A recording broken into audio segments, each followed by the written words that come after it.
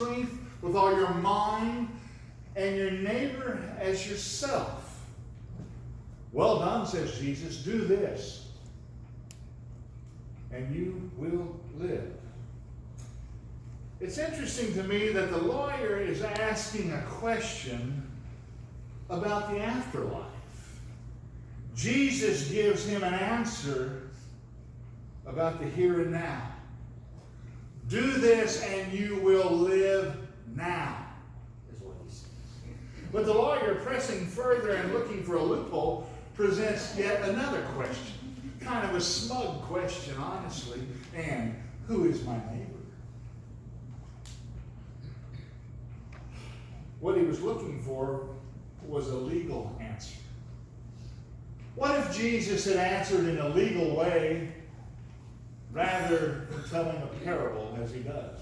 Frederick Buechner imagines that the answer might be like this. A neighbor, hereinafter referred to as the party of the first part, is to be construed as meaning a person used to sin whose legal residence is within a radius of no more than 3 statute miles from one's own legal residence, unless there is another person used to sin, hereafter referred to as the party of the second part, living closer to the party of the first part than one is oneself, in which case the party of the second part is to be construed as a neighbor to the party of the first part, and one is oneself, relieved of all responsibility of any sort, kind, or whatsoever. Yep.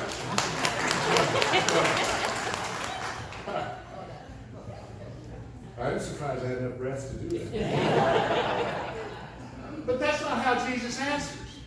That's not what Jesus says. I love the way that Jesus takes even the most preposterous of questions and uses them as an occasion to teach.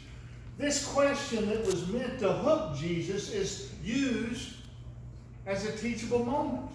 What was meant to be a hook gives Jesus the opportunity to tell a story. And so he does. He tells a story. A parable about a good Samaritan. A man is beaten and left to die along the side of the Jericho road. Now, getting from Jerusalem to Jericho back and forth by that road was not an easy venture at all. The man is stripped, robbed, beaten, and left there. We're not told anything about the man. Not a thing. We don't know his name. We don't know his stature in the community. We don't know his faith. We don't know his color. We don't know his language. We don't know his family. We don't know his reputation. We don't know anything about this man. We don't know if he was loved or whether he was despised by those who knew him well. Those things don't seem to matter to Jesus. All we know about him is that he is in need. A priest happens along the road, a man of faith, and yet seeing the spectacle passes by on the other side of the road a safe distance away from the man. Likewise, a Levite comes along and does the same. Stays on his side of the road, away from the man beaten, takes his travels on down. Now, before we're too hard on these two, and I think often when this passage is used, we beat up the priest and the Levite pretty badly. They're following the law. If they were to touch what they presumed was a dead man, they would no longer be pure to lead the rituals in the temple. They're following law, the letter of the law. That's what they're doing. They would be ritually unclean and unable to perform their function in the temple, where they come in contact with death. But even given that, perhaps Jesus is making a statement about those who too strictly follow the letter of the law and avoid its intent. How often have we heard Jesus himself say, "You have heard it say, but I say to you." How often has Jesus reinterpreted the letter of the law? Seems maybe there's something more required of faith than just knowing the rules. Then comes the Samaritan into this story. Without a doubt, when Jesus is telling the story, his hearers, those that are listening to him tell this parable, know full well as soon as he mentions the Samaritan who he's talking about. There was, at least to say, bad blood between them. The Samaritan was not the one that we expected to do something well. The hated Samaritan, the bad neighbor, the one from up north who worships in the wrong place, not in the temple. The one they had been trying to keep out of the neighborhood. That's the Samaritan. What does Jesus do with his character? This character of the Samaritan? In his story, he turns him into the hero.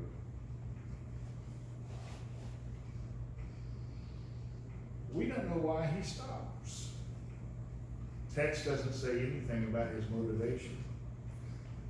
Maybe he had found himself in a similar position at one time and wasn't going to let this occasion pass without being helpful to someone who needed help.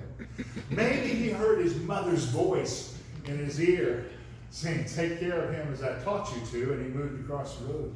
Maybe he was simply sensitive enough, empathetic enough, compassionate enough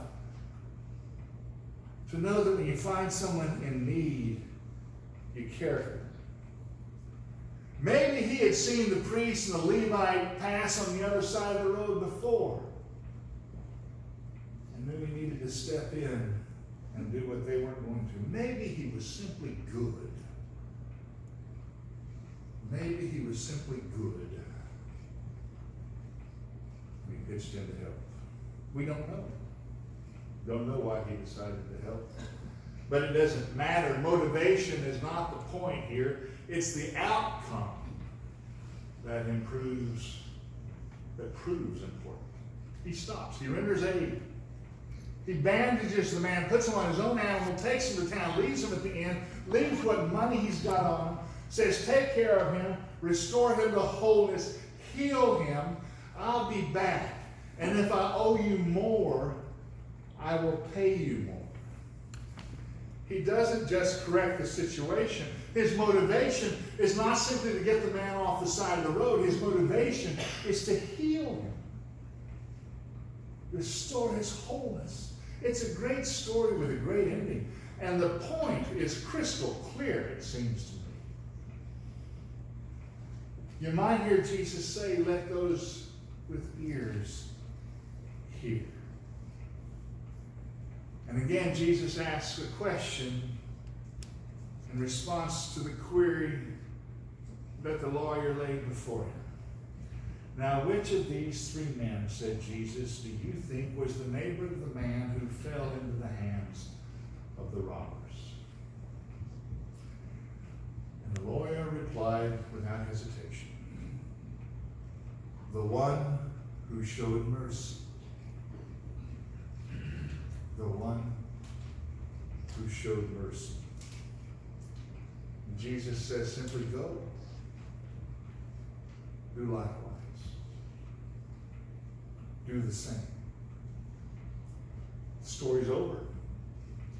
Jesus goes to Mary and Martha's house for a little time away. He needs a sabbatical. He takes it. We're left wondering what the lawyer might have done next to respond to the story Jesus told. Did he go and do likewise? We have no idea. We have no idea. Was he convinced? Did he go back to the synagogue and say, "You guys going to talk the talk, then walk the walk"? Don't know. Did he spend his days looking for someone along the side of the road in the ditch to help out? Because he heard this story? We don't know. Did he quit worrying about the afterlife and begin living eternally now as Jesus had given him instruction? Did he learn anything in the process? Did he go and do likewise? Questions to ponder. Questions to ask ourselves. So let's ask them of ourselves. Let's ask those questions. The good neighbor is the one who responds in mercy to those in need without asking questions about the needy person's credentials. The good neighbor doesn't cross the road to avoid the situation. The good neighbor is merciful even if it costs them something. The good neighbor looks beyond color and race and flag and ideology and language and history and responds simply because there is a need that they might be able to meet. The good neighbor doesn't allow the letter of the law to impede them from responding in mercy. The good neighbor hears the words "go and do likewise" and believes them to be instructive to the faith, words to be taken seriously. Do we aspire to be good neighbors? How are we doing on that line? There are many today asking just who our neighbors are and what it is we owe. The world's really gotten very small. It's harder and harder to cross the road and not pay attention when there are folks in need. We can scarcely ignore all these people on earth who live in this world with us. We continue to struggle as a nation about immigration policy and what we're going to do and how we're going to do it and how we're going to behave in the process of doing it. Everyone has an idea on the issue and how it can be solved. If you don't believe me, grab a Coke at the Dairy Queen and just listen to the conversation. They're all there.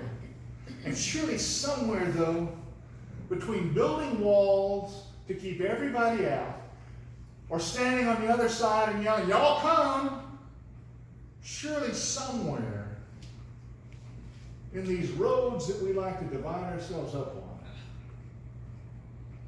there's a place in the middle. Because I fail to believe that law and mercy are mutually exclusive. Fail to believe that they cannot be done at the same time. Could it be that a story from long ago that a Palestinian teacher told his disciples who were following him could have something to say to us about how we're going to respond in our own world? Could that story be instructive to our conversation? In the end, this is a story about love and about compassion and about mercy. The answer to question number one about eternal life is to love God with all one's heart and soul and strength and mind, and to love neighbor as oneself. The answer to question number two is to respond with love and compassion and mercy to those in need. There's no long list of do's and don'ts that Jesus gives us. He says, love them, have some compassion, show mercy in the process. There's simply love and compassion. There's simply mercy. These are the things that are needed to live eternally, and to do them here and to do them now. And if it's human nature that we do otherwise, then maybe by the faith that God has given us with God's help, we need to transcend human nature until it becomes second nature for us to meet those needs in mercy. Mercy is within us. Let us show mercy. We hear the story. We know it's medium. The command is simple. Jesus doesn't mix words. He says simply, go and do likewise. Do the same. It's our turn to be the good neighbor. No matter what the situation is, it's our turn. Will we choose to show mercy? For all the questions that are asked in the midst of this parable, in the interchanges between lawyer and Jesus, the question that is so important is, will we choose to show mercy? It's a good one to ask at the end of the story.